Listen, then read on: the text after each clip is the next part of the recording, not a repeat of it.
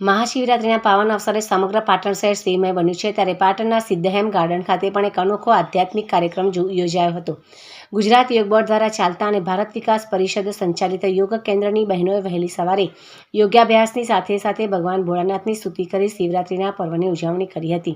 વહેલી સવારે શિસ્તબદ્ધ રીતે યોગાભ્યાસ કર્યા બાદ 30 જેટલી સાધિકા બહેનોએ એકસાથે શિવારાધના કરી હતી. બહેનો દ્વારા ભગવાન શિવના મહિમાના શ્લોકો, શ્રુતિ અને રુદ્રાષ્ટકનું ગાન કરવામાં આવ્યું હતું. વહેલી સવારના શાંત વાતાવરણમાં શિવનાદ ગુંજી ઉઠ્યા હતા. સમગ્ર સિદ્ધહેમ ગાર્ડન ભક્તિમય બન્યું હતું. આ પ્રસંગે વિશેષ પૂજા અને મહાદેવની આરતીનું પણ ભવ્ય આયોજન કરવામાં આવ્યું હતું.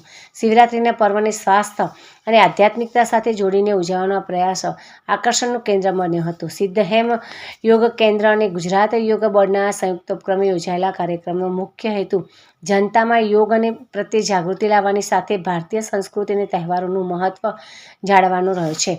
હર હર મહાદેવના નાદ સાથે બહેનોએ આ પવિત્ર દિવસની ઉજવણી કરી હતી.